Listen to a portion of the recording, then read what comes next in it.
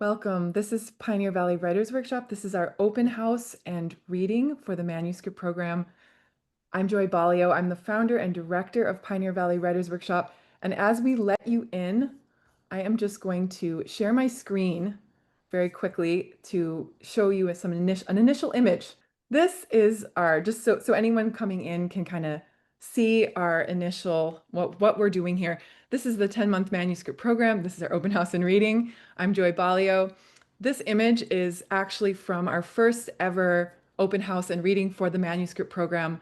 So this was when we began in person in 2017, and this is in Williamsburg, Massachusetts. So just to give you a sense of what this event actually started as and what it is, when we began this program, we gathered in person to host a very similar open house, which will have student and alum readings, instructor readings, introducing instructors, and then talking about what the program is. So I just wanted to share that with you so you kind of get the sense that we're really in a room together having this, and that we really are a small organization run by writers and very much a community that is tight knit at the core.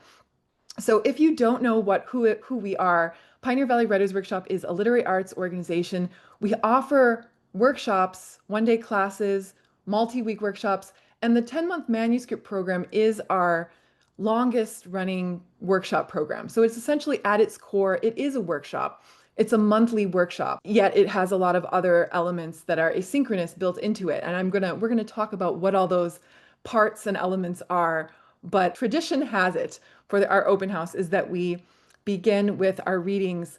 So that's what we're going to do today is we will start with featuring several authors that have gone through the program, one that is currently in the program, and then also introducing you to our instructors, letting you hear them read a little bit and talk about their focus in teaching. And then we will go through more of the elements of the program, ending in a Q&A where anyone can ask, feel free to ask, and we'll discuss with you more in depth about the program. So one of the most exciting things about the program is the writers that come through it.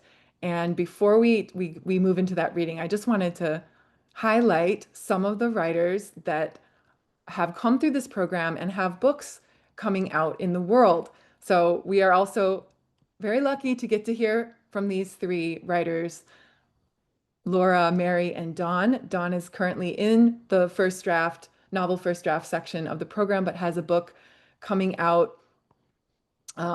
He can tell us actually, and it's in his bio when I read that, when it's coming out.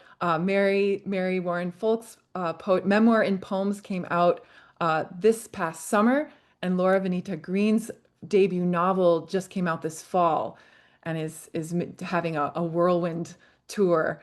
And also, now my bar is kind of covering this, but there's a number of other writers that have had books come out. Our program is fairly young, but it's at the stage where people are starting to have projects make their way into the world. A recent alum of the novel revision section just signed with an agent. Another alum of the program, Holly Went, has a novel out in the world. Don Lesser came to the Pioneer Valley in 1977 for an MFA in fiction, which he received in 1981. He became a technical writer, a business writer, a trainer, and a programmer, founding Pioneer Training, a well-respected training and programming company in 1995. His third novel, Crystal Springs, is due to be published in February 2026 by Rootstock Press. He is currently a student in the manuscript program in Peter Medeiros' novel first draft section. So Don, welcome. So happy you're with us. Happy to be here. Okay, so I should start. Yes. Okie doke. Um, let's see. I'm in Peter Medeiros's 10-month manuscript first draft course, and I picked Peter specifically because he does a lot of science fiction, and this is a science fiction novel.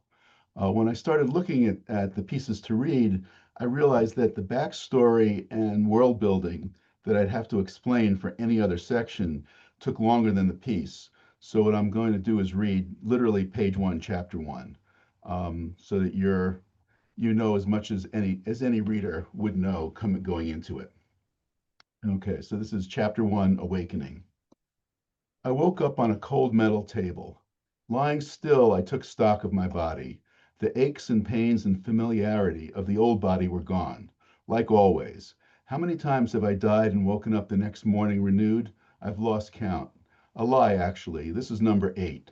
200 years, give or take. I'm 250 plus, and everyone I knew is dead. New Tokyo, the largest dome, takes place, by the way, on the moon, Luna. New Tokyo, the largest dome, has no room for cemeteries. The usual procedure is to freeze dry the body in vacuum to recover the water, then separate out the useful compounds and compost the rest. I shuddered. I'd been lucky. My body was brought in during the night, so they'd left it for the day shift. Otherwise, I'd have been outside in the vacuum, and who knows whether the renewal would happen again. That's the thing about what happens to me. Each time I die, my final thought is wondering whether this is it. Is this the end, the last time? Will I wake up tomorrow? I heard someone moving. Cautiously, I twisted my head and saw the attendant in the standard silver tunic and tights, magnetic shoes, and his sleeves decorated in stripes of the municipal morgue colors in the current fashion. He was getting ready to dump my corpse, so I slipped off the table and stood up. I had to hand it to him. He kept it together, simply staring at the reanimated corpse. Golem, he half shouted, an industrial robot with nothing humanoid about it, though originally it was an animated figure of clay.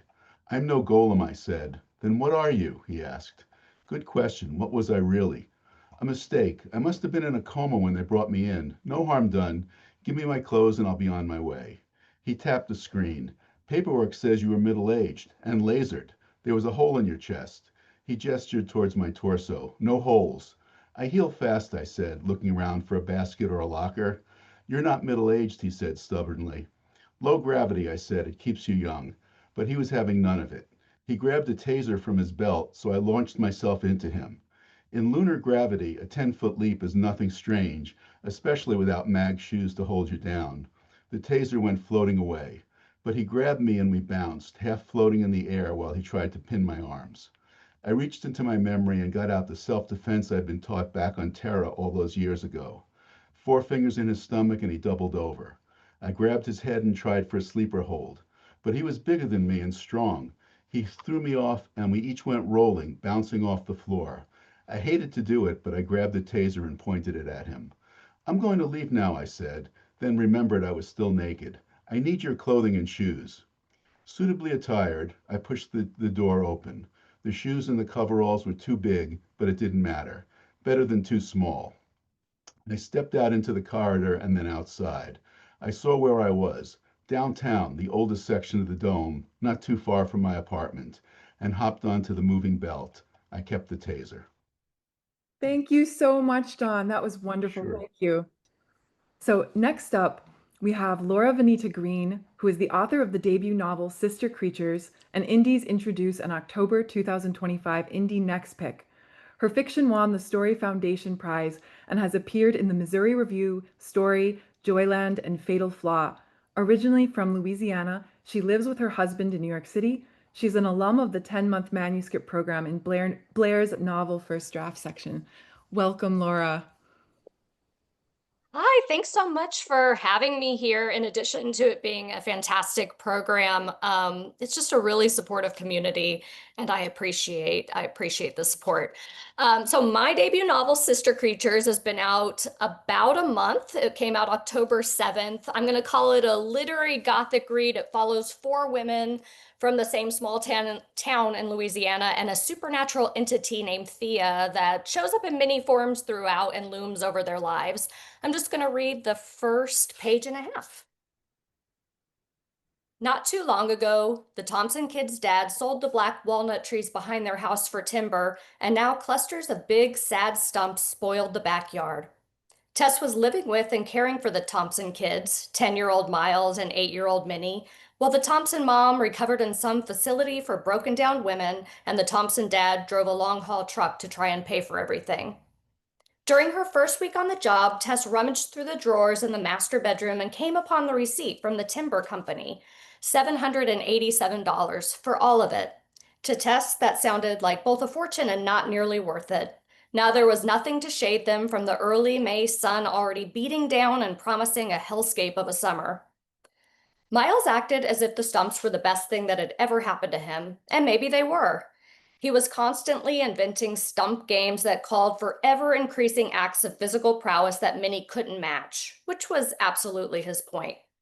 Minnie, too old to play with dolls but obsessed with an ugly plastic one dressed in hand-crocheted pastel pink plantation garb that some church lady gave her right after her mom got taken away, set her doll on the lawn chair by Tess so they could both watch as she attempted a wobbly little headstand on one stump while Miles pelted her with ping pong balls from another. "Be careful," Tess said, because she was the grown-up, 21 next month. If Miles and Minnie had taught her anything, it was that she'd never have kids of her own. But as far as jobs went, this wasn't bad. She could spend much of her time doing the two things she loved most, drinking and reading. On her last library visit, she checked out a stack of horror books about malfunctioning women. There seemed to be no shortage of books featuring women who lose control or lose their minds, and the librarian was always good at helping her find things she liked. It was one of the good things about quitting the community college. She could read what she wanted now. As for the drinking, she was pretty good on weekdays because she had to drive the kids around, but Saturdays meant no rules. The sun shone directly overhead, and Tess was on her third vodka tonic. Lovebug season was the worst in years. Thousands of copulating insects stuck end to end for life while they drifted in flight like snowflakes. If snowflakes were black and red and drifted both down and up, Louisiana snow. Tess fished a drowned pair from her drink, flung them on the grass, and sucked from her bendy straw. After Minnie toppled out of another headstand and Miles yelled, "You suck at this," Minnie crawled over to the lawn chair and apologized to the goddamn doll. "I'm so sorry, Thea." That was its name, Minnie had announced one night last week after she'd pretended that it had whispered its name into her ear, and ever since then, that name, Thea, had wormed its way into Tessa's brain. I'll stop there. Thank you so much. Thank you so much, Laura. Wow. Amazing. I cannot wait to finish reading it. Also, Laura has a lot of events happening around. Are you still doing events, Laura? I'm on the tail end of events. I have a reading series in Brooklyn Monday, Franklin Park reading series. Then I'm headed to Boston to Porter Square Books on Wednesday, and then I'm back here for a final Brooklyn reading series, Dip Miss Lit. And then my 6 weeks of launch whirlwind are over, and I'll sleep for a month. So happy for you. Congratulations on all of that. And yeah, if anyone, I would check out Laura's website, see where she's going to be, and find her for those last events. Next up, I'm so happy to introduce Mary Warren Foulk. She has been published in the Hollands Critic, Palette Poetry, Clock House, the Gay and Lesbian Review, and North American Review. Her newest collection, The Show Must Go On, from Fernwood Press, 2025, a memoir and poem centering on the topics of sibling loss and queer identity, including queer parenting, was a finalist for the 2021 Guyville Press Poetry Award and the Inlandia Institute's 2022 Hilary Gravendick Prize. Mary is an alum of the Manuscript Program in the Poetry Hybrid section. Welcome, Mary. So happy you're here. So happy to be here. Thank you so much, Joy. And thank you, Don and Laura. Those were stunning readings. And just deep gratitude to Joy for creating PVWW. It's been such a wonderful community and haven and refuge for writers. So I'm very grateful to be here. As mentioned, The Show Must Go On, my collection that came out, if you can see it, from Fernwood Press, centers on the topics of sibling loss and queer identity. I pay tribute to my older brother, Stephen, who died quite young. He was gay like me, but unable to be fully realized, unable to come out. In my poems, I navigate his loss and legacy. I attempt to continue our queer sibling dialogue, and I celebrate his influence and lessons through my own coming out process and through the love and redemption I found in my wife and family. Throughout my collection, I pay tribute to a number of poets, and this first poem that I'm going to read is after Dinez Smith, Portrait of a Queer as a Young Boy. Imagine a peacock upon seeing other peafowl, hiding its gorgeous feather train, desirous for camouflage, perhaps even adoption by another related species like common quail that blend into their natural surroundings, heard much more than seen. Imagine rainbows seeking radiance beyond a raindrop. You don't like your young boy's reflection. Scratch your face to make it new. Pierce the skin for truth. See the scars of that clawing, the shedding of skin.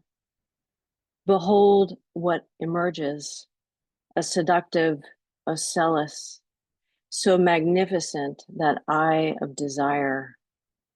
Boy, sweet boy, love this worthy you. When I was writing this collection, I was really mining, and with Carolyn Zukowski's influence, was really mining the work of Marie Howe, What the Living Do, and also Anne Carson's Knox. When my brother passed away, there wasn't much about sibling loss, and I wanted this collection to be a resource and added to that unique canon. This next poem is called This Daily Reminder. My children chase each other in the spring garden, their hands grasping at air. My son pauses to gather daffodils with bright stems, then arranges them in bunches tied with string to clasp around his younger sister's neck like jewels. Yellow, like the ones in our grandparents' backyard, near the cemetery of broken headstones that haunted our dreams. Flowers you tucked behind my ears, while my 6-year-old hands fidgeted and made you mad. Yet I could see you smile through the camera. You were 14, and I adored you, even when the sun was setting and I was hungry. I can see it all in that photo as I see it this afternoon in my daughter. Later, we will place the flowers as centerpieces at the table where we leave your empty chair. Thank you. Wow, thank you so much, Mary. Got goosebumps there. In the chat, Heather has, look for Heather's name. She shared links to those books that are out in the world and also to where you can follow along as Dawn's comes out. So what we're going to do now, we're going to slowly move into like more information about the program as we also feature people and learn about them. So also the three readers will be around. So if you want to ask them about after when we move into the Q&A, if you want to ask them about their process of their book, choosing a publisher, finding a publisher, getting their book out, also just their experience in the program and how any of that, they are sticking around to talk specifically with anyone interested in the program. So, and there are other current students and alums of the program here. So you will have questions will be answered by a number of different perspectives when we move into that. Right now, what we're going to do, we're going to move into the instructor introductions. I'm going to read a bio of each instructor, and they're going to have the floor to do a very, very short reading of their work so you can kind of see what they're working on themselves as writers. And then they'll talk very briefly about their focus as an instructor in the program and what they want to bring to teaching their genre. First up, I am so excited to introduce Ariel Delgado Dixon, who will be leading the novel revision and is currently leading it. She took over for Liz Harmer, who had to leave on something urgent mid-year.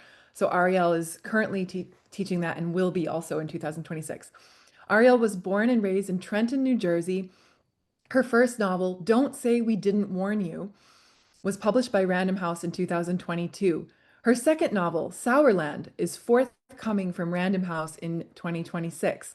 Her writing has appeared in Kenyon Review, the Oprah Magazine, the Idaho Review, Lit Hub, and elsewhere. Ariel, so excited to have you here. We'll spotlight you and have you have the floor. Thank you so much, Joy. I'm really happy to be here. I recognize a couple faces from the novel revision class.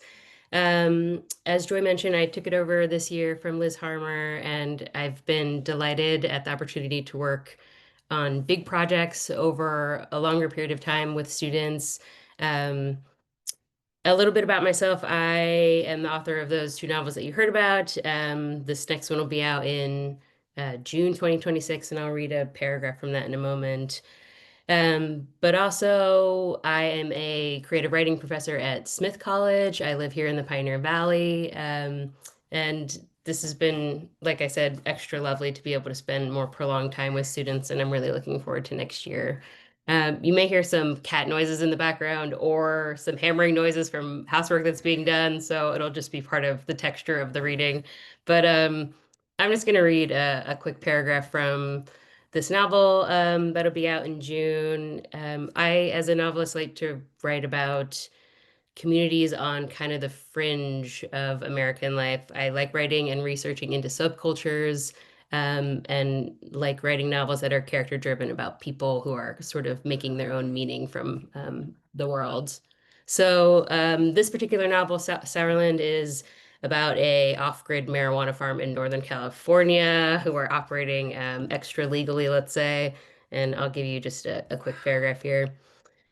You probably have the wrong idea about outlaws. It's true that a single harvest might net you enough to disappear and live large for a while. Jet to Bali, eat surf and turf for every meal. A lot of people buy boats. It's truer that a single night will cost you. Rippers will slither onto your property or roar in, guns blazing when the plants are high or curing or stashed in body bags or buried. In one sweep, they'll strip you of a season. And if the feds come sniffing, say goodbye to all that toil and trouble, to every penny you haven't buried in the ground. It doesn't even have to be robbers or the law. Mold kills a crop faster than you can isolate and burn it, and then you're just another sad sack on the hill, your springs running dry, your patch and greenhouses infested, all those pricey soil amendments and that premium cow shit leached into the ground.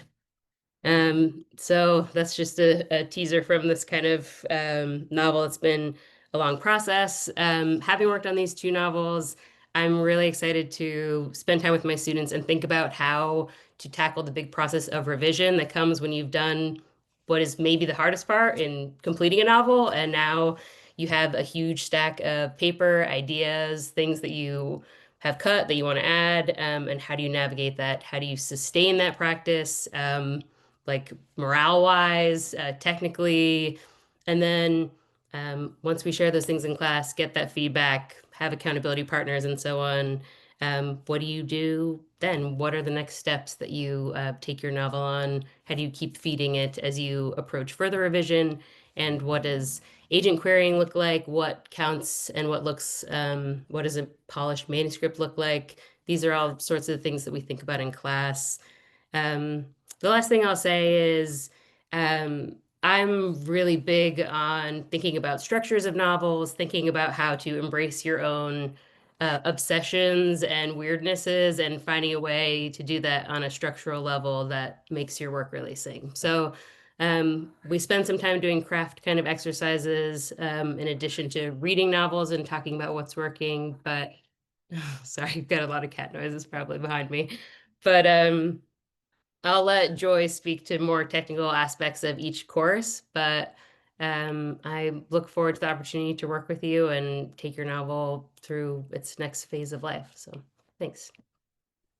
Thank you so much, Ariel. I'm so excited for your novel, and Heather will be putting the websites of instructors in the chat too. So if you want to read more of someone else of one of the instructors' work, do check out their website. I will say really quickly here that Ariel's novel revision section is open to writers who have completed a full-length novel. So that particular section is the only section of the program where you have to have a complete first draft to apply. The whole year is spent focusing on revision. So we'll talk more about that as soon after we hear from all instructors. Next up, I am so excited to introduce Blair Hurley, who teaches in also the novel, but the novel First Draft. Blair is the author of The Devoted, which was longlisted for the Center for Fiction's first novel prize. Her second novel, Minor Prophets, was released, actually, it wasn't last year, it was released in 2020. 2023. 2023. I realize it's not up to 2023. Her work is also published widely in respected literary magazines. So I'm so excited to welcome you, Blair.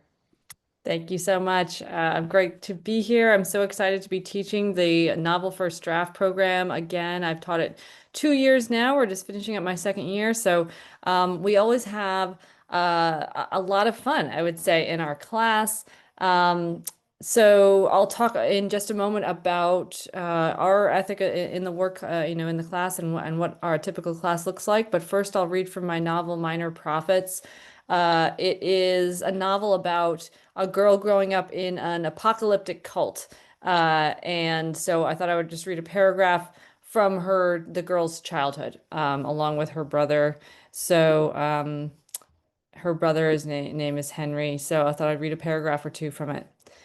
Uh, Wordlessly, she and Henry looked at each other, and in the way they had sometimes of knowing what the other would do, they left the tennis ball and walked into the grassy, vacant lot behind their house, where overgrown cat grass stretched tall into the ruins of a house behind theirs that had burned down years ago. The shell of the structure was dangerous and unstable, and their mother told them to stay away, but it was the kind of place that drew children, with its crazily leaning walls and dark holes in the roof open to the sky. They poked around in the cool shade of the house's lee, finding signs of human habitation they had never noticed before, cigarette butts and beer cans and mysterious piles of burnt metal spoons. Strangers, enemies, had found their way here. They were everywhere. Their father summoned them from the backyard. Nora and Henry left the burned house guiltily, expecting punishment. They found him squatting in the untended grass, looking like he belonged there, a creature of the outdoors in his element. When he saw his children, he called to them in a voice of such tender sorrow that they forgot to be afraid of his anger and came to his knee, one on each side, and he pulled up shoots of crabgrass and whistled through the small openings in order to make them smile. He told them they were safe, that he would always protect them. But how do you know? Henry insisted. Because you are loved by God, and love is a kind of protection. Nora wanted to believe him. What's to stop them from coming here and hurting us? Henry asked. Nora didn't know if he meant the faraway attackers who believed in a different God, with fervent beliefs she could scarcely understand, or the strangers breathing all around them, filling their town with unholy light. They're not ever going to find us, their father said, because we're going away. All of us. Our church has decided. He pulled them closer. We were right. It's begun. They both leaned into him, content for a while, enclosed in the heavy warmth of his arms, listening to the buzzing of cicadas, their frantic end-time song. So I'll stop there. So our class, I would say it's all about getting as much as we can done of a novel in a 10-month period. Writers can come into the class with an idea or a partially done novel, or they can start just on page one with us. I really like trying to have a spirit of transparency about the novel process. I think out there in the authorial world, sometimes people try to keep a sort of curtain between them and the process, but we try to just pull that curtain back and show what the process is like for working writers. We talk about tips and techniques for productivity and time management, as well as our ideas and craft. We'll talk about all the fundamentals of craft, like characterization, finding your voice for your story, outlining, story structure. A general kind of artistic motto that I have for the class is the quotation from W.H. Auden that is, great art is clear thinking about mixed feelings. I find that really helpful to keep in mind when we're choosing the scenes that we want to write in our novels, to think about not just writing well and competently about our characters, but finding those moments in their lives in which they're torn between opposing states. They have mixed feelings in some way. This is a bittersweet moment. This is a moment in which we feel both happy and sad, or we're torn between moral dilemmas. I find that sort of driving force helps us write the best scenes that we can. I talk a lot about scene building as well, because I think a lot of novels depend on their scenes, the unit of storytelling. We read novels as well. So we try to read a novel most months and then discuss those, see what we like and don't like about them, see what's working. I really like to assign first novels by writers because they can a lot of the time you can see the writer working there and figuring things out. So it's great to see the problems that we ourselves are struggling with. There's a lot of practical stuff about craft, about building your story, about getting the job done, and also artistic discussion about what kind of story we're trying to tell and finding the voice and the authority to tell that story. And of course, we have a lot of workshopping too. So every month we'll have 2 or 3 writers sharing work, a chapter or 2 from their writing, and then we all discuss it in our monthly Zooms. The spirit here is overall about being inspiring, about helping lift each other up, about holding each other accountable. One of the best things I think about the Pioneer Valley system that I'm so glad we do is having accountability buddies as well, where each month you'll be assigned randomly to another person in the class, and you two will meet separately to cheer each other on, exchange more work if you'd like, talk about your process, and just have that one person for that month who's checking in on you and seeing how you're doing, and talking about the process with you. So that's probably all I have time for. Thank you so much, Blair. Wow, what an amazing reading. And I agree that Auden quote is so great to remember. Thank you for sharing all that. And how great that your group reads first novels. I really love that approach. We're moving along to our next instructor, also teaching the novel first draft. Peter Medeiros teaches writing and kung fu, though never at the same time. His teaching in and around Boston remains a major inspiration for his fiction. He received his MFA in creative writing from Emerson College and has been publishing fiction since 2013. He's represented by Susan Velasquez at Colmont at Jabberwocky Literary Agency. So Peter, we're gonna spotlight you here and turn it over to you. Sure thing. Hello, everyone. I'll just read the first two chapters would be too long. First 2 paragraphs from my story that's forthcoming in Analog in January. It's called A Future Full of Glaciers. It's late July, hot even here in the northern part of the state, and you've never felt more alone than you do now, sinking into the gravel-shot sand along the lakeshore. You've come here at the invitation of a friend, Ambrose, whose family has a vacation home in town and has allowed the 2 of you to stay here. You are an adult now. You believed you were an adult since your first shitty retail gig 5 years ago. Now you think it is only this summer that you are an adult. Moving goalposts. In a surreal and confusing moment yesterday, you had to deal with 3 middle schoolers asking if you could buy them beer. So yes, the workshop is genre agnostic, but I will admit speculative fiction is my first love, science fiction, fantasy, horror. I also teach with the Emerson College MFA program in popular fiction, which mostly deals in those genres, as well as mystery, romance. I have a good number of those, and things that mix the two. I don't want to repeat anything that Blair said, because I think we structure the workshops very, very similarly in terms of balancing time between, focusing on the accountability buddies, workshop in class, generative content, trying to get people writing, and craft discussion around a number of novels that we'll all read and talk about. And I really liked Blair's language about pulling back the curtain of the brass tacks, not just of publishing, but of what it takes to get what Jim Butcher calls butt in chair time. Your butt in the chair and writing in a way that feels productive and is moving forward. I guess the only thing I would add is that I mentioned I'm also a martial arts instructor, and I sort of view my role in the classroom partially as being a coach, where I really try to make sure, and I think with great success, not because of me necessarily, but because of all the students, to foster a community where people are supporting each other and are familiar with each other's work. On the one hand, in my view, that's part of what a coach does for kind of a team, right, of people who are building and learning together and creating community knowledge. But on the other hand, providing sort of a specific individual focused feedback, where I try to really get to know someone's, not just their manuscript and what they're working on, but really important to know they're thinking about it and their goals that might not be on the page yet, that might not even be fully realized at the end of that first draft they complete, but that they're working towards as a North Star.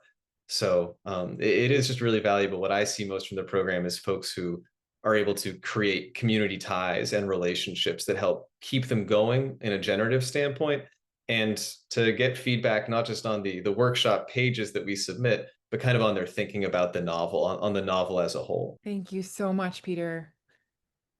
And actually, can you tell us the story that you read from that you left on a huge cliffhanger, which we're all probably dying to know what happens there? That's your story coming out in analog, is that right? Yes, it's coming out in analog. It's in the January, February edition, but I believe that comes out in December.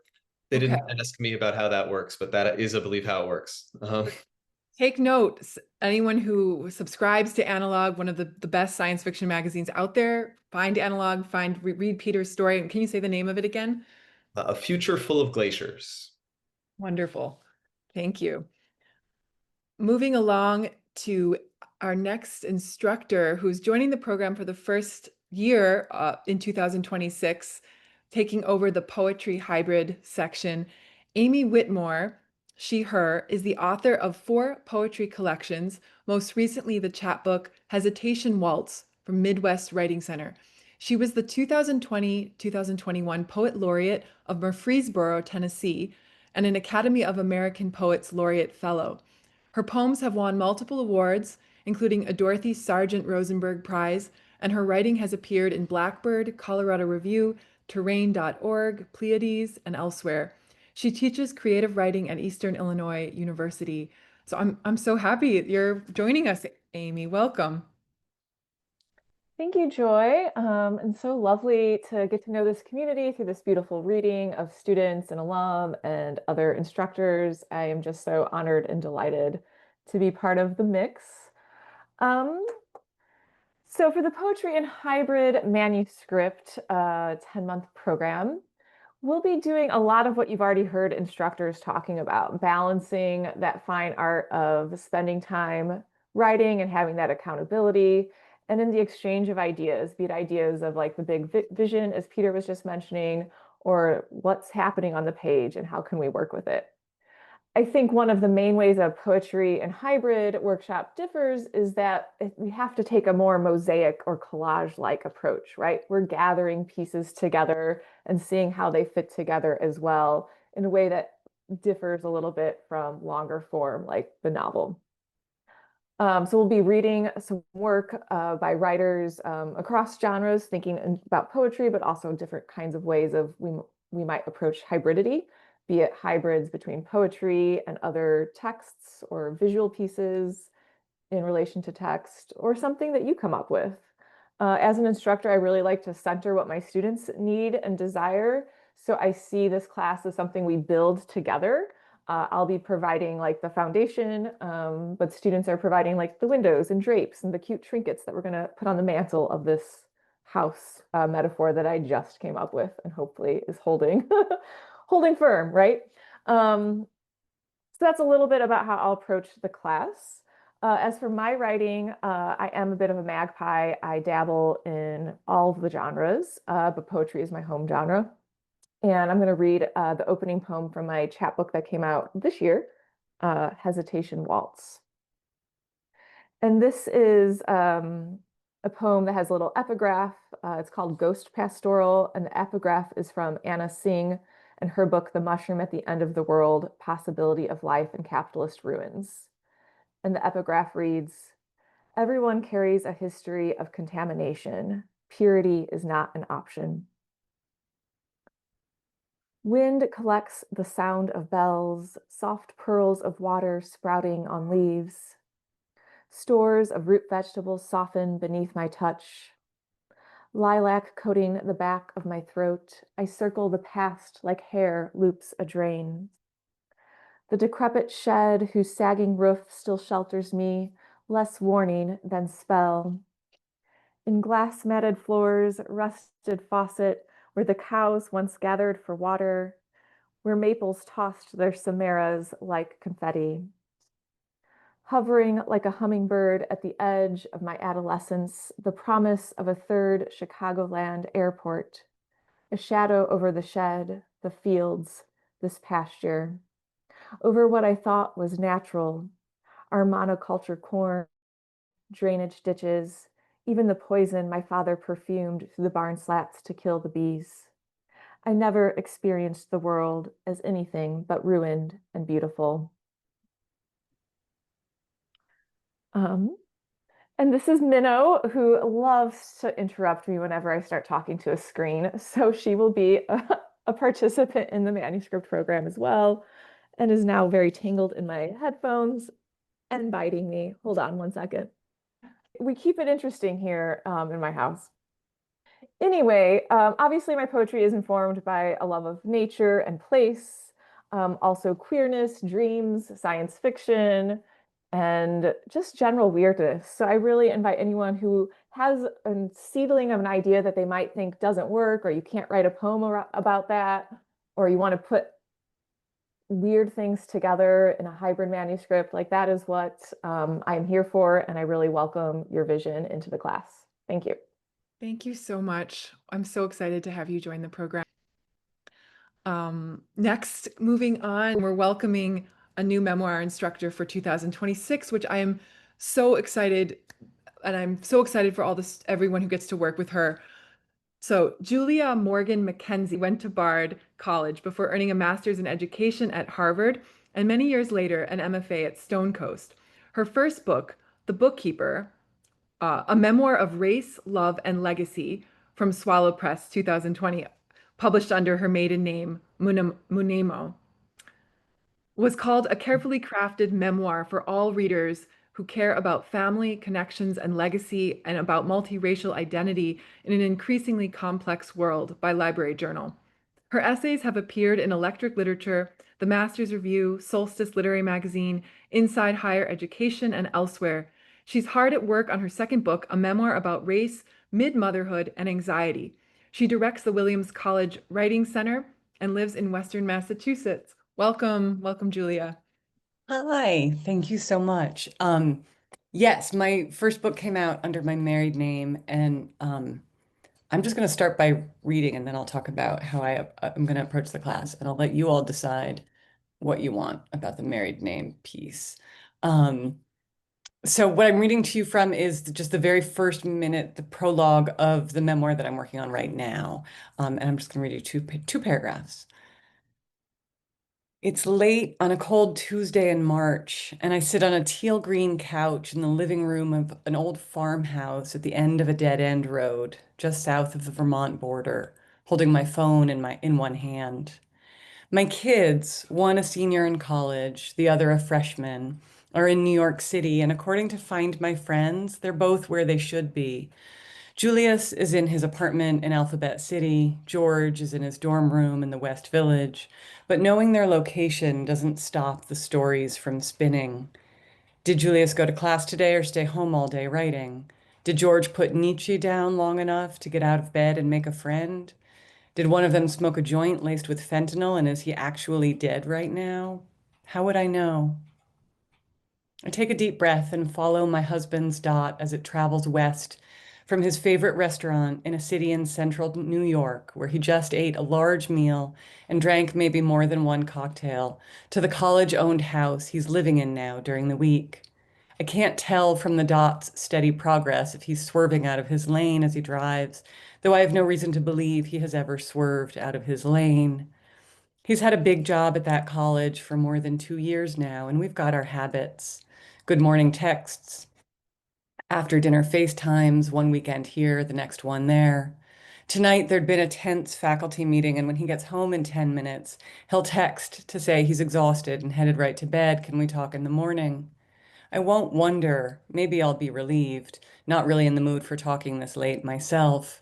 But later I'll wake up in the middle of the night feeling feverish because I'm 50 and the stories will start their spinning. What if there's another woman in his bed? How would I know? His dot on Find My Friends can't tell me who else is with him. By dawn, skies will clear and his morning text will be cheerful and I'll be able to breathe again. I'll remind myself that marriage is about trust and I have no reason not to trust. What I have is a complicated family history that makes me anxious and distrustful, not an untrustworthy husband. So that's how I'm opening this book. And the reason I wanted to read to you a little bit before I said anything about how I approach teaching memoir is because my favorite thing to say about teaching memoir is that you have to write a lot before you know what you're writing. And so my first book started out as a book about my father's suicide, which I've been writing since my father died by suicide when I was 5. And I sort of mean that literally, although I didn't know I was writing a memoir for most of those years. But it became a memoir about a mixed race marriage and raising mixed race kids and sort of the complexities of that. And there were reasons that it became about that. But my point is, I didn't know that until I got really deep into the writing. And so the way I approach teaching memoir is that you have to do a lot of writing. And I think it was Don DeLillo who said that novelists think of a theme and then create a story around it, but we memoirists have to use what we have and then figure out what our theme is. And so we will do a lot of that in this class. And I don't want to repeat the things that Peter and Blair and Amie said. I'm so glad I came after all of them because we'll do all of those things. And my one of my favorite teachers says that poetry and memoir are kissing cousins, right? So I also take a little bit of a kaleidoscopic approach, the way that Amie talked about in memoir. I mean in poetry, sorry. So we'll be doing all of those things and all the things that you've heard about with accountability buddies and we'll be talking about structure and we'll be talking about how to sort of build a kaleidoscope of scenes and moments to create your theme. And it might take a while to figure out what your theme is. But I'm really excited to get to know some of you and yeah, and I'll be here for the Q&A. So if anybody has questions, we can talk more. Thank you so much, Julia. Wow, what a gorgeous reading and opening for your book. And Thanks. and I really love what you shared about the difference of memoir and how the approach. And I find, as a fiction writer, I find that deeply interesting, and I'm going to be thinking about it. Last but not least, instructor in the program, we have Melenie Freedom Flynn, and Melenie is the current memoir instructor right now, who is actually going to be switching into a new section of the program, which will be she'll talk more about it, but she's going to be beginning a generative writing section of the manuscript program, which will be the only section that does not require a project in progress or a project idea. It will be very much actually a lot of what Julia was talking about, writing a lot to find out. So that is for anyone who does not have a project or wants to focus 10 months on working as developing writing pattern and practice and in community. That's what Melenie will be leading in 2026. So let me introduce her. Melenie is an award-winning writer whose memoir in progress is currently being supported by grants from the Elizabeth George Foundation and Massachusetts Cultural Council.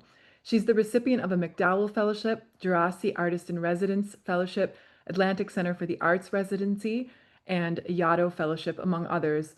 She holds an MFA in acting and has performed in theaters across the country. And she's excitingly zooming in today from Yaddo, where she is in residence. So welcome, Melenie. So nice to have you. Thank you so much. Thank you, Joy. And thank you to also my fellow instructors. You all inspire me so much, and I'm really grateful to be here with you all. Can you hear me okay? Does everyone can hear me? Okay, good. Wi-Fi is a little sketchy here. So yes, I'm really excited and I'm also, Julia, I'm just so excited too. I want to say, I just feel like I'm leaving the memoir section in such beautiful, capable hands. I'm really, really excited for your incoming students. And I'm also excited to see some of my students here today too as well. But yes, so I want to talk a little bit about generative writing, and then I'm actually going to read you a little bit of my very brand new raw generative writing as well in the spirit of that. But essentially, what I'm doing this year is it's a generative writing 10-month part of the manuscript program, and the idea is that writing happens in community. And there's a quote by the wonderful Terry Tempest Williams, who I love, and my students who are here have heard me say this a million times because I believe it so much, is that she says, "A book is written in community." And I think that is so true. Even though we often, go into our rooms alone to write, we are very much buoyed, supported, inspired by the communities in which we're part of. And so the idea of the 10-month generative writing program is to come together in community once a month And we'll talk about a particular craft element each month. And then I'll share some prompts, and we're going to go away for part of the session and write.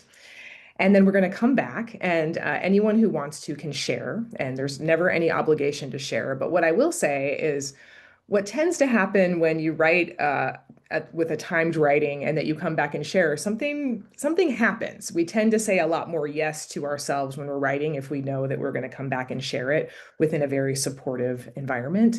And so that's the idea. So we'll be doing that, and then we will be in contact with each other throughout the month, helping to set up basically a structure to continue our writing in throughout the month. So I think of it as a home base to come back to our writing to.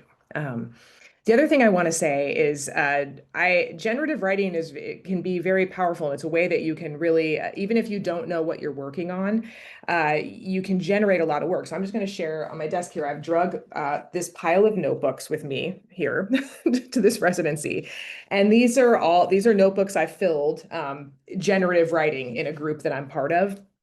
And I don't exactly know what's in here, but I know the seeds of either a linked series of short stories or the seeds of a novel are in here. And so while I'm here, I'm actually going to be figuring that out. But that's what can happen in generative writing. So I just wanted to share a little bit of that. And then I'm going to read just a paragraph from a very brand new, and that's the thing with generative writing too. The idea is not for it to be polished. We're not going to be getting critical feedback from each other. The idea is that I almost think of it as like we're joining together around like a fire, and helping each other stay warm and keep going. So this is a very new piece, and it's from one of these notebooks. I typed it up today, and I don't exactly know where it's going, but it feels like it's going somewhere. So here it is. Water was my first word. I pointed, not at the harbor out the window or the sea just beyond it, but a glass in my mother's hand. At least that's how she told it. I was in a high chair at the kitchen table and said definitively, as if I'd been thinking about it for a long time, water. My mother said she didn't want to drink from the water from the glass afterward, wanted to leave it there forever, this now wondrous substance that called forth her daughter's first word, like a moon pulling on tides. I imagine her setting down the glass on the kitchen table, a rainbow scattering across the clapboard wall in the sunlight. I imagine her laughing her laugh, plinky, tinny, pennies in an empty soup can. I imagine her lifting me out of the high chair, hitching me on the side of her hip, the scent of coffee and paint in the folds of her skin. Of course, I don't know if any of that happened, except for the water part.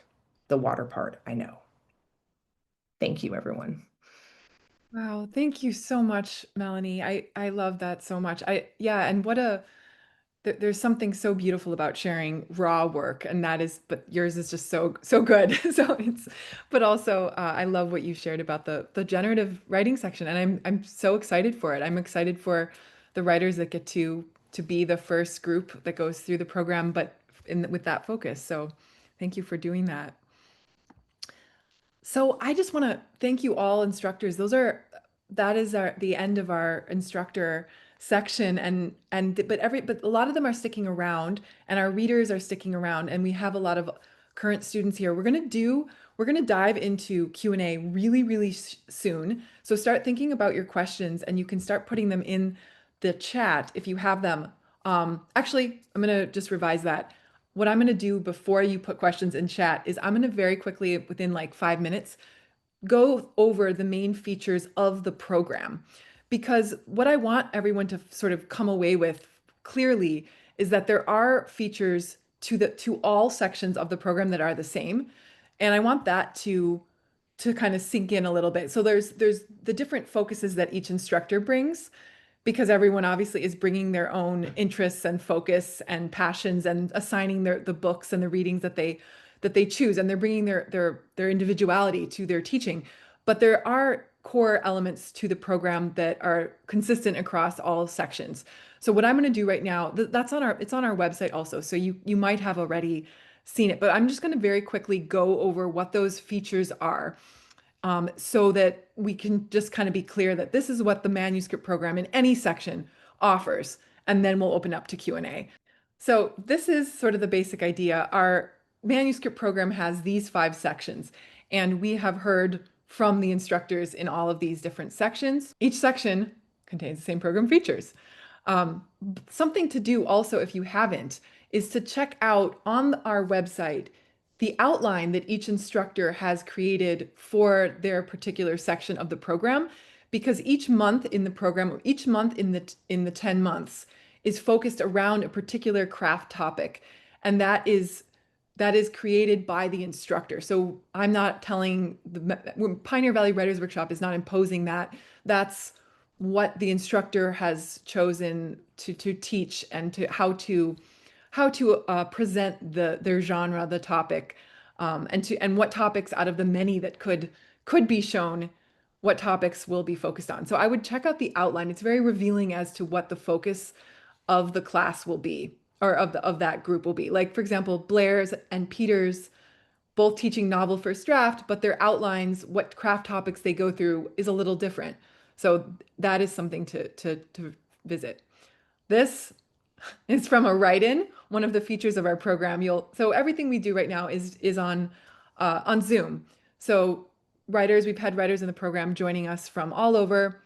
We did start in person, but everything right now is virtual, with the possibility of an in-person gathering at the end of the year, which is something that we are thinking of doing.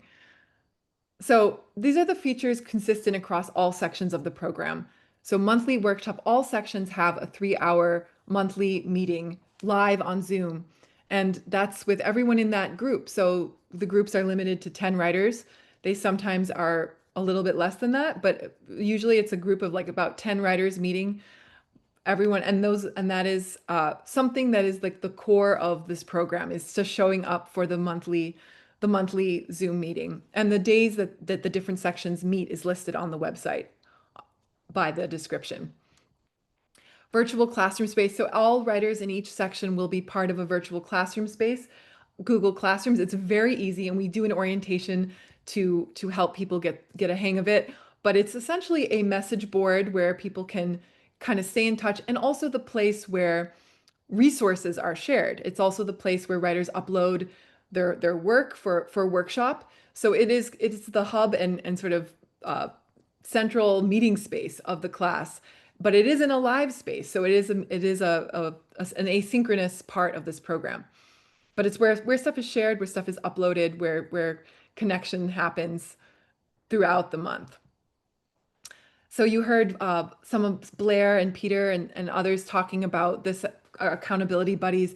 This is a really popular part of the program. A lot of people coming out of the program have mentioned how much this has helped them. So even though the group is only meeting once a month at the end of the month, through each month, the writers in every workshop across the program, those writers are paired with 1 or 2 other writers as their accountability buddies that month.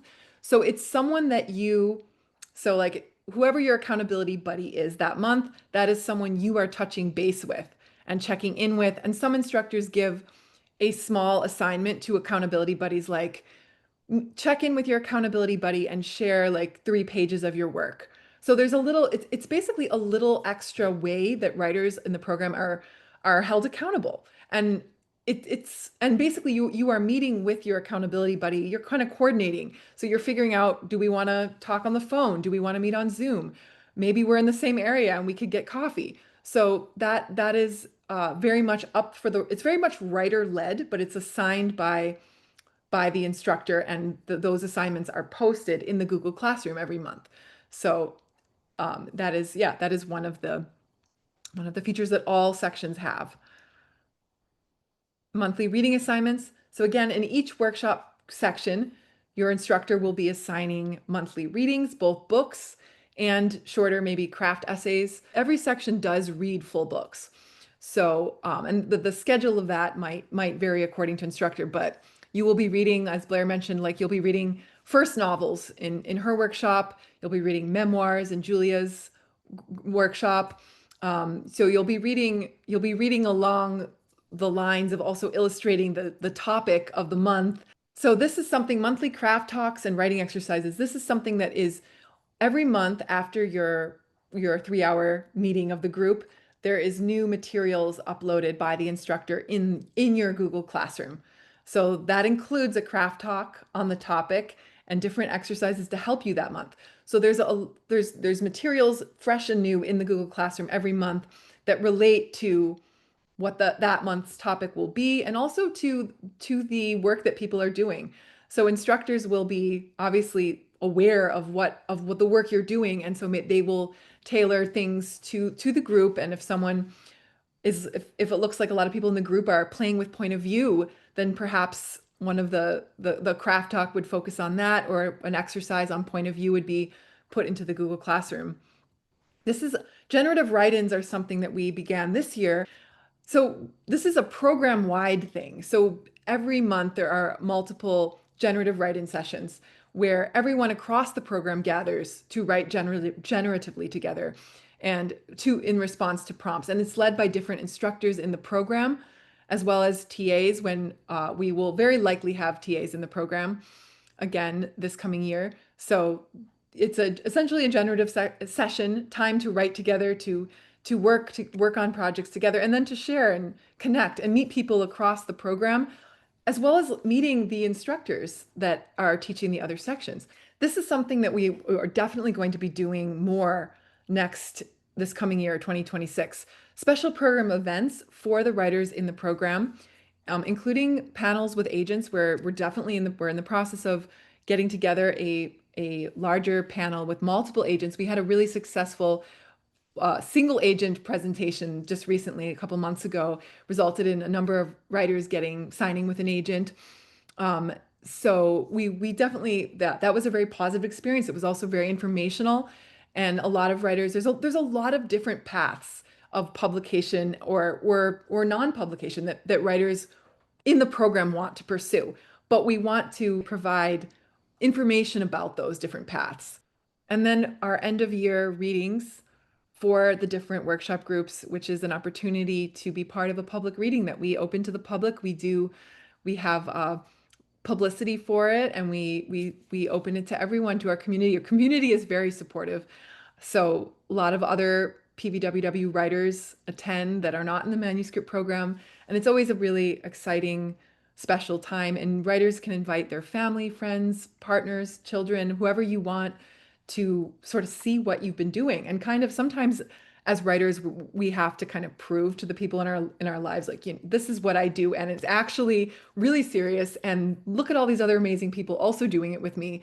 So I think people get a lot out of the end of year readings, and it's always wonderful to see too in the other groups what the other writers are doing. I'll just quickly go through this. This is probably a question that a lot of people have. Who is the program for? So is this right for you? It is a program ultimately for writers who want community. Community is really at the core of what we're doing, and it is about our own work and stuff, but the whole thing falls apart if we don't show up for each other and the people in our class. And because these groups meet only once a month, attendance and being there when the group does meet is so important. Otherwise, it's like it can start to feel, for lack of a better word, start to feel sad and kind of lonely. So community is very important. Who is it for? All sections except generative writing. It's for writers serious about completing a book, willing to put in the time and do the work. Obviously, in generative writing, it's still for people wanting to put in the time and do the work, but the serious about completing a book does not apply to generative writing. Like you can, yeah, just, but the other sections, it is really about it is for writers who are serious, want some accountability in really finishing a project, and you can be at any stage of project. We've had writers join this program with just a outline or a first chapter, but they have like extreme zeal and drive to really work, and they needed the boost of this program to really get them writing. I will say though, because the other sections of the program, most of the program, not generative writing, but the other sections do involve workshopping, two floor times, we call it floor time, 2 opportunities to have floor time and have your work read by the group and the instructor. You should have some pages that you feel ready to share. Unless you're applying for generative writing, but if you're applying for any other section, you should have something that you feel that you can actually benefit from feedback on this, because that is a big part of the other sections of the program. For generative writing, writers who are serious about building a writing practice in community. So there is some seriousness that we still ask you to have about your writing process and community, but it isn't about the book as much.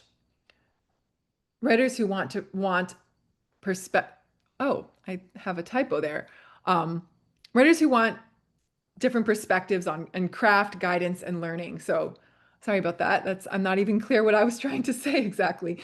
But basically, the idea is there is learning, there is craft guidance. Writers open to working, learning from others at all stages of the process. So one of the exciting things about it is there are writers at different stages in every workshop group.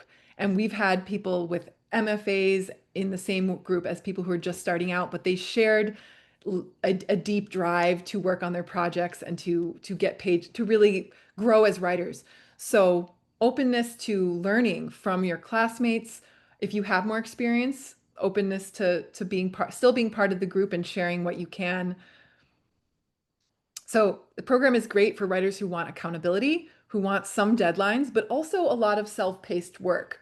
So that, I think, makes this program special in that there's a monthly deadline every month where you are going to be showing up, whether or not you're workshopped and your work is being discussed, you're still showing up ready to discuss someone else's work.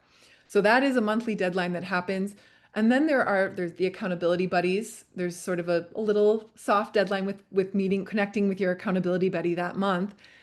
And then there are deadlines, of course, when you turn in your work for the group. So there are deadlines in this program, but there's a lot of time to work at your own pace and to interact with the materials at your own pace, which I think is special. And depending, you could do a lot of the work for the program in 1 week if you wanted, or you could pace it out. So first question is, so overall, the number of meetings, including with peers, average around 1 to 2 per week? Yes, there's the one monthly workshop a month, which is the 3-hour, that's like the pillar of the program. And then there's a check-in with accountability buddy once a month, so that's 2. And then there's at least 1 write-in a month. So there's three definite things that happen each month. And then there's the classroom, which has stuff that you are constantly interacting with and going into and maybe responding to something. But there's 3 definite happenings each month. We have a question. Can a short story collection be included in novel revision? We used to have a short story section of this program for writers working on short stories. I would say that is actually something that the novel instructors would need to speak to a little bit. My gut instinct is that it probably wouldn't be great for both parties, for the group who's like working on novels, but also for the writer, because the whole focus on workshopping and craft will be on sustaining the story and chapters. And as a short story writer myself, I just know, and also someone working on a very messy novel, I just know how drastically different that feels. Peter, do you want to talk to that at all, or would that have any place in your? I'm very open to it. I do think it'd be much easier if it was like linked short stories or the novel in stories, the kind of Jennifer Egan Goon Squad approach. That I think would be very easy to fit into the novel framework. I think it kind of depends on less maybe on the material and more on the writer, provided that they're still willing and able to, they'll be reading a lot of novels, would be kind of the idea. And a lot of the, general craft talk could apply to short stories and would still be very, very useful, I think. But because it's focused on the long form, a lot of the feedback they might be receiving, we'd be thinking about kind of book length projects, right? What the collection looks like and kind of the arc of the collection. I'd be comfortable having someone with that collection working towards it. But it sounds like the person who asked the question was maybe looking more for like a revision section. So I don't want to speak to the revisers, if that makes sense. But my sort of cop-out answer is it depends. I think if it's done with the spirit of willing feedback and community, it could still be successful, provided that not 100% of the material would be fitted for that project. A lot of it is specific to kind of long form planning in narrative. I've got lots more. You ready? We have a question about the hybrid poetry and memoir. Is there room for hybrid poetry memoir in the memoir section, or would that be better suited for the poetry hybrid section? I think the way you might think through that question for yourself is like the proportions. Like if you're looking at a manuscript that's mostly prose with like poetry sort of interspersed as maybe like chapter startings or like vignettes that are breaking up a longer piece, it might make more sense to be with Julia. And if you're looking at more like flash pieces that are short, that are also alongside poetry, I would be certainly happy to have you in the class. So just kind of weighing, like if you're tilted one way more than the other, that might be one way to make that choice. But Julia, what were you thinking? I was thinking something very similar to that. So like yes, and my other question would be, does it feel at this early stage like an overarching story that starts in one place and ends in another? Or does it feel like vignettes that are connected to each other, but maybe not with like a story arc? So like if yes, story arc, totally come to me. That will be awesome. And I don't have rules about like, no, I can't read things with line breaks. Obviously, I would love that. But it's for me, it's more about is there a story in there? Because we're going to talk a lot about story. Question for revision class. Is your draft screened before you are admitted into class? Also, I'll answer for Ariel, who's not here. Yes, everything is, well, the whole draft is not screened, but we do require an application for and work sample for all sections of the program. So there is an application.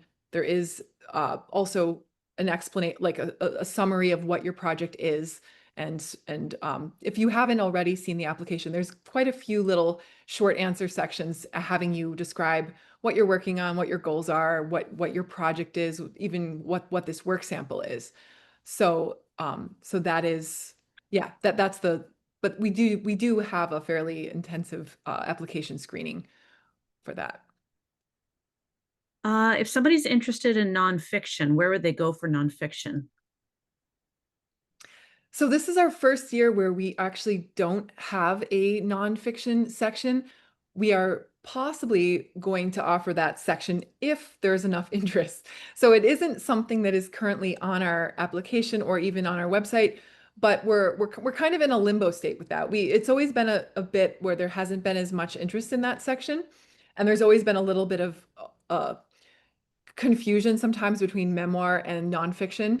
If you are a nonfiction writer and you do want to apply, I would say the best thing is to send an email again to that to the admin email, which is Heather's email, and just mention that you are interested in nonfiction. And what we'll do if we have enough interest, we can assemble a section. Joy, So, can I jump in and just say a thing about that? absolutely. I have no idea, Kathleen's iPhone, what you're talking about when you say nonfiction. I don't know if this applies, but I want to just sort of point back to my last answer about story. So my first memoir is absolutely a memoir, but it's also literary and cultural criticism. It's also literary analysis. So there are ways that memoir and what is more sort of traditional nonfiction are really married to each other. And so if your project feels that way, I want you to feel welcome in my class. I obviously will point to story, and I will point to the writer as the persona, and hope that there's that. But I just wanted to say, like, I take all kinds. Thank you. This question was regarding memoir, but really it's applicable to most of the sections. How many times can I expect feedback for my work between the class structure and the accountability buddies over the course of the 10 months? So each writer in the program gets 2 workshop slots or times, or we call it floor time, which is you have 2 opportunities to have floor time. And in that time, in that floor time, one floor time session is somewhere anywhere between like 20, 25 pages that you turn into the group. So between 40 and 50 pages are getting read by your group over the course of 10 months. The program tends to have people like sort of mid-process, mid-project.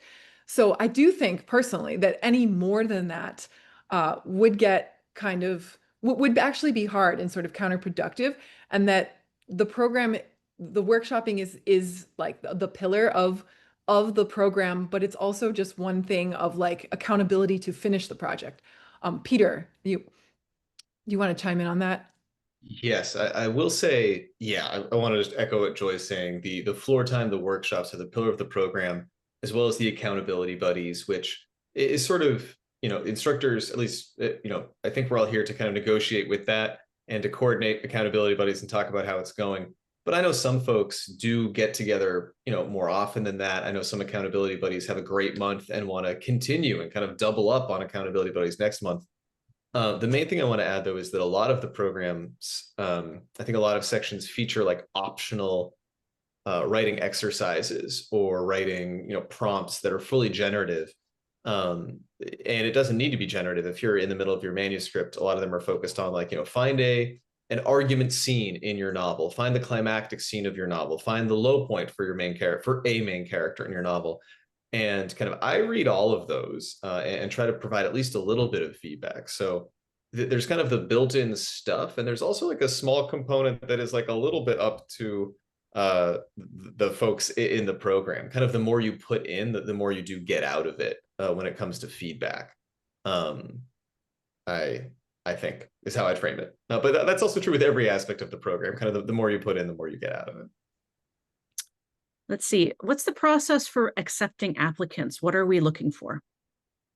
I did have a slide that I did not share, but essentially we do look at if you look through the application, you see all the sections that we're asking for, which is there's a lot of short answer questions about like, are you excited about all these aspects of the program? Like, we're really looking for people that want to engage fully with all parts of the program, like be present in the Google Classroom, show up for the workshops, be present for accountability buddies. So really feel that they are going to benefit and be present for this community. Separate from that, we do look at your work sample, and we are looking for quality and potential really in there. And that sounds so kind of like cold and harsh, but like it isn't really. Like we're looking for work that, excites us, that we feel like, wow, we want to nurture this person's creative journey. And that is a part of like, we of course there's the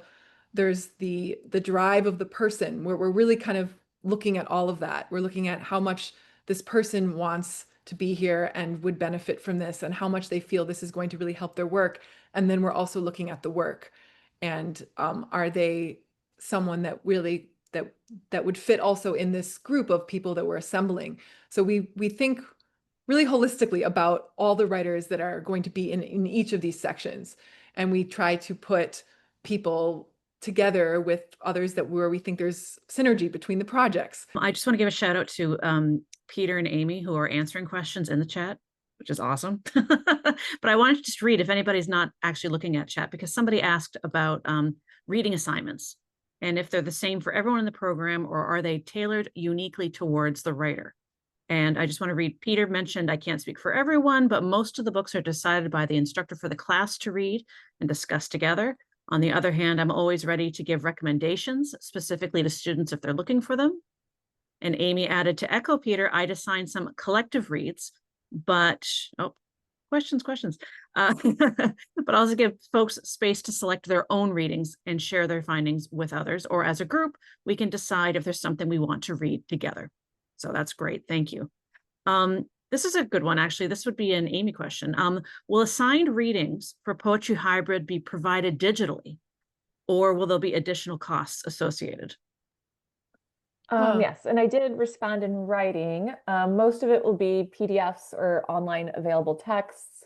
We will be looking at some collections, because I do think it's important to see like a book as a whole and think about how it's put together. But I'll be careful to assign things that'll be available at most libraries, so folks can save some pennies that way. Somebody also asked about how many hours a week do students typically work on the program. Peter again responded, and I'm very grateful. He said, really hard to say, but I think folks generally read about 50 pages for a workshop each month and about 5 to 10 pages of their buddy per week in most sections. Then there's all your writing. So that's a range depending on your reading speed, but it comes out to maybe a bare minimum of 2 to 3 hours a week. I don't know if anybody else has any differing opinion on that, but I think that sounds pretty good. Thank you, Heather and Peter. Actually, this would be a great question to hear from the alums and current students. So I don't know, Mary, Dawn, Laura, and I've seen some others. Does anyone want to speak to that, to the amount of work you were doing each week or month? I know for me, it was very important that I was in the 10-month generative manuscript program. So it wasn't the revision.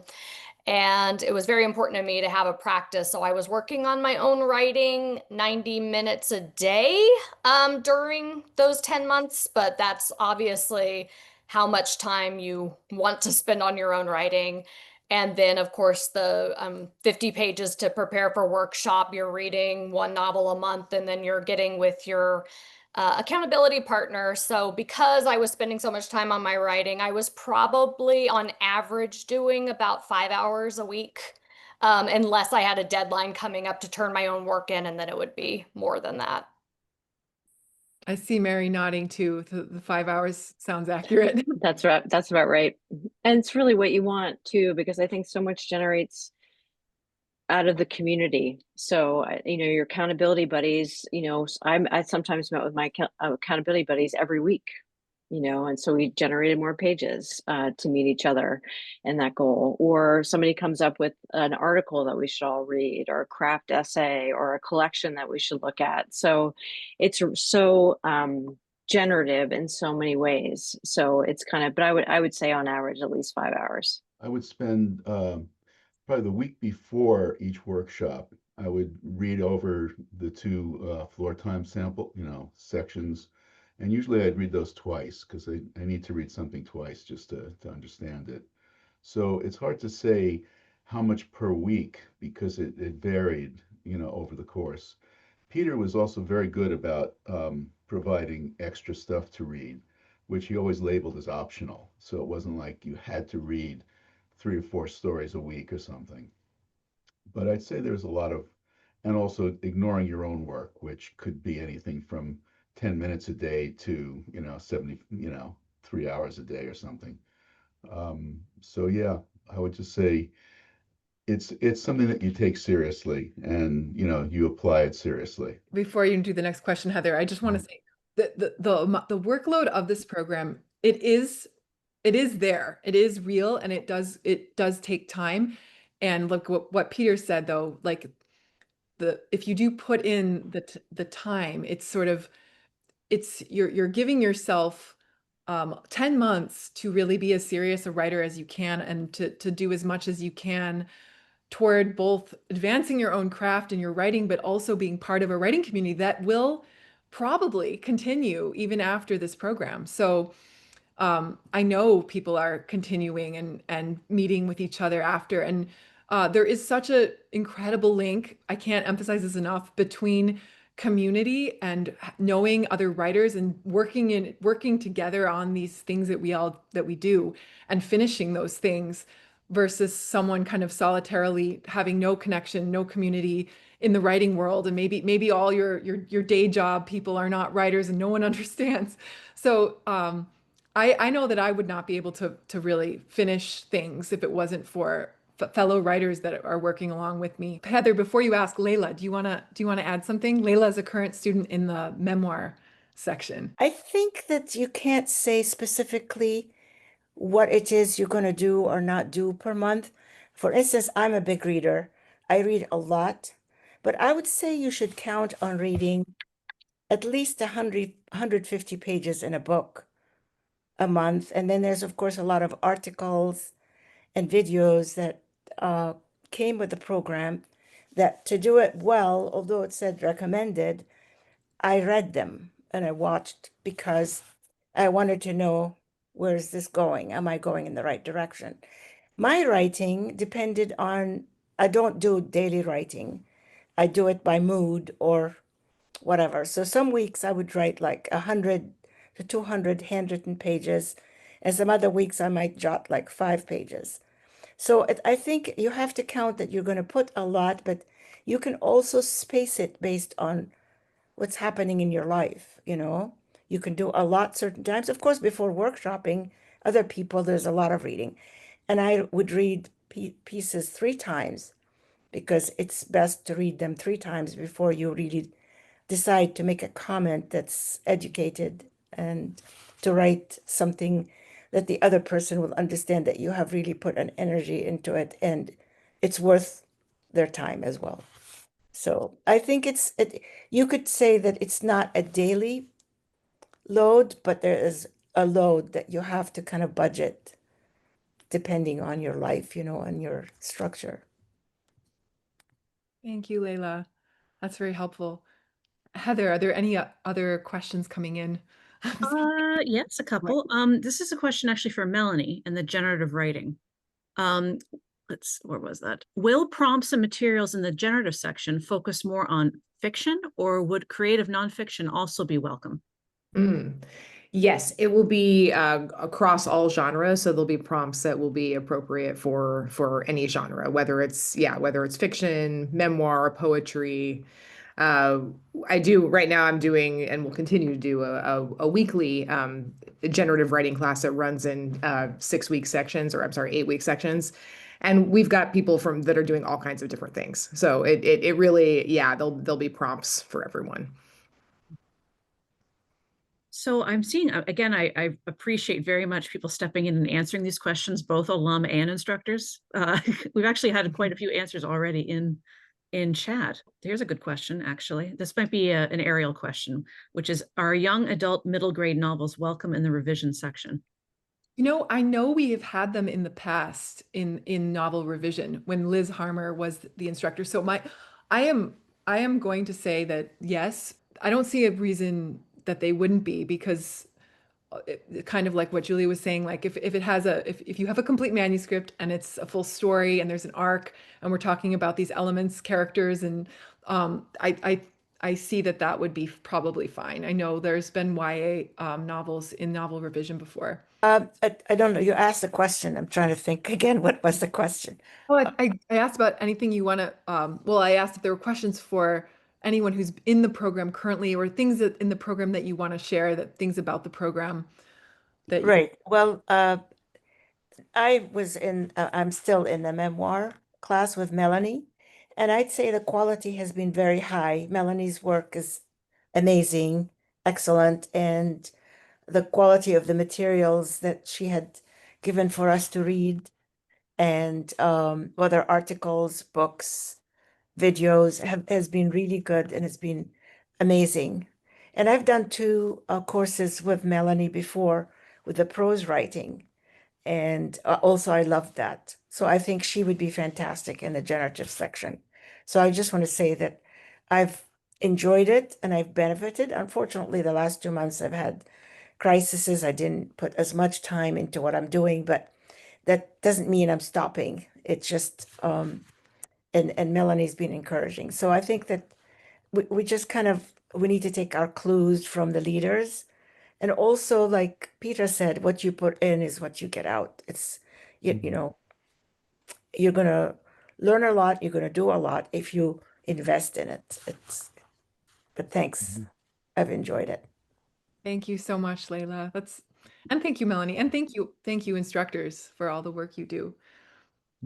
There's a question about, would you say most people in the program have or are planning on an MFA? Does this program serve as a substitute for an MFA, or helping people in the literary? And I would say there's been a mix of people with MFAs and without that have actually been in this program. It really doesn't. We actually had one section of memoir one year where somehow it just ended up that everyone in that section, a lot of the had MFAs. So we had this like very MFA laden cohort. Ultimately, when people, as anyone knows, anyone who has an MFA knows, like it's sort of, it's not like a magic wand. Like you kind of, you're still struggling in the same way. Like I have an MFA, I have never been struggling harder than I am on trying to finish a novel. So there's not really a magic solution. Each project kind of has its own rules that you're trying to figure out as you write it. So that being said, yeah, some people do go on to MFA. I would say my opinion, very small about MFAs, is an MFA is great if it offers you funding, or if and if you can get it into a program where it makes sense for you and it's time to write. And so ultimately, an MFA is, this program does offer a similar thing, I like to think, as an MFA, which is workshop time, time to write, community, which are the key pillars of an MFA program also. So yeah, it can be seen. There's a lot of workshop options in the world now, and I see this as definitely one of them and a substitute for an MFA if that's what you want, or you can certainly go on if you want to be in a workshop more beyond this. Yeah. And Don. Yeah, no, as someone who has an MFA, I think the major difference between this program and an MFA is that the MFA gives you the credential if you want to teach. It's just really a credential that the outside world recognizes in a way that going through the classes here, the workshops here, don't necessarily. But I do think that given the fact that I have an old MFA, which is the old school stuff, the workshops here are much more designed to help you write and to teach you more about writing and to get you to write, as opposed to at least the old school MFAs. And I can't speak to the new school MFAs. Thanks, Don. Mm-hmm. So what we're going to do, we will be wrapping up in a couple minutes. Before that, I will just say the Google Classroom. I know there was a question on that. That is not something that you need to know about before applying.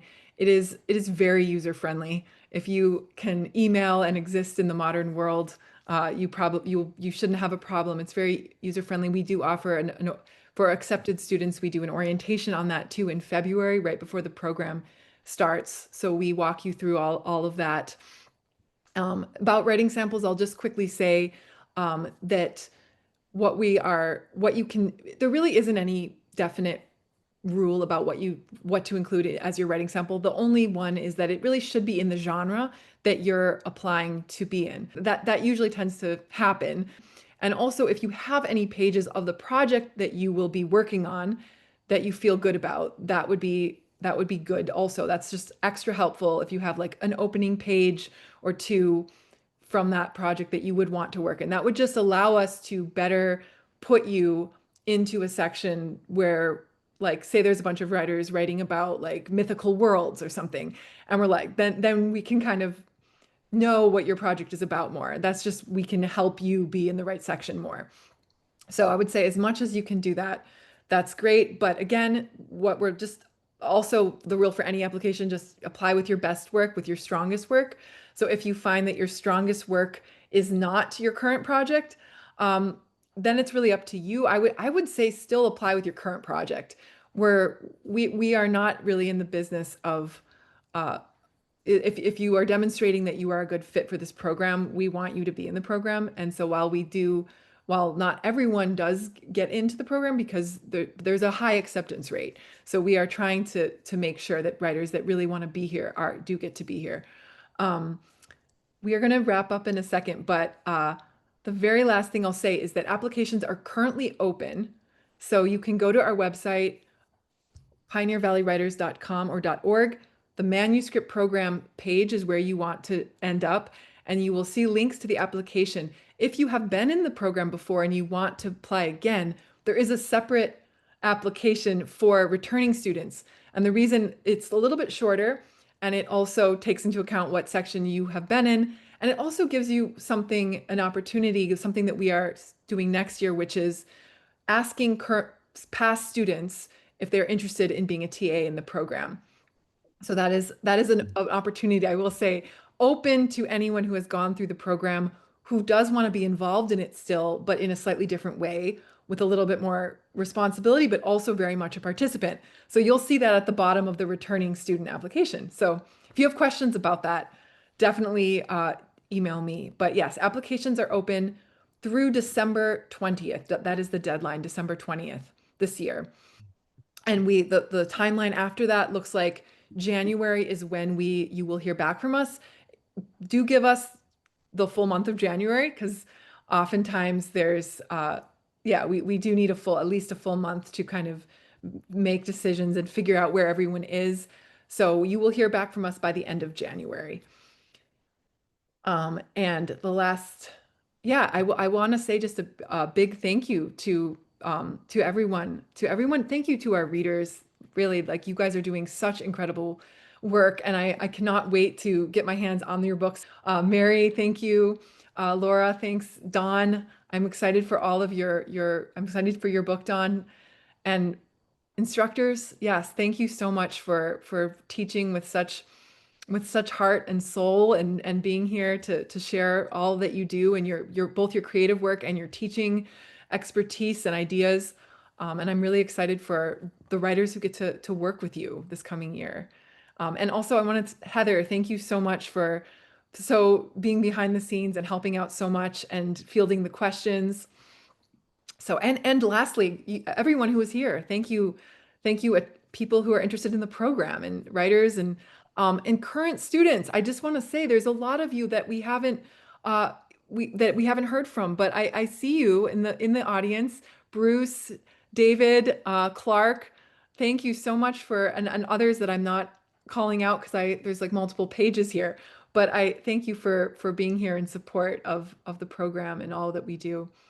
Layla, is that your Yeah, somebody asked a question in the chat whether they get feedback from the instructor. You might want to address that. Yes, that is they absolutely do. Yeah, feedback is that's an important thing. Yes. So when you turn your work in for floor time, you are getting feedback from your instructor, but you're also getting feedback from everyone in the group.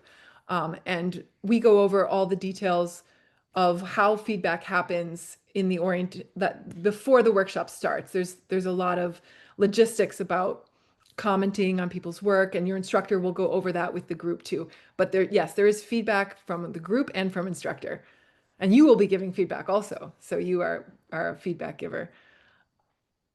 Heather, do you want to share your info one more time? Yep, I put it in chat, but please, if you have additional questions that we didn't cover, you can email me at admin@pioneervalleywriters.com, and I'm happy to answer any questions you have. And I will share my email too, just if Heather's email is the main one for questions, but if you want to reach me for any other reason, I'm joy@pioneervalleywriters.org. So joy@pioneervalleywriters.org. So anything that, but we share, Heather and I kind of go. I was going to say, if you send it to me, I can send it to Joy. Maybe just scratch my email. That's Heather. fine. Thank you all. It's been so wonderful to be here with you and to see everyone's faces and have this energy of writing and community. Thank you again, readers, instructors, audience. Thank you guys so much. And take care. Have a wonderful rest of the Sunday. Thank you, Joy. Thanks, everyone. Thank you, Thank everybody. you all. Thank you, Joy.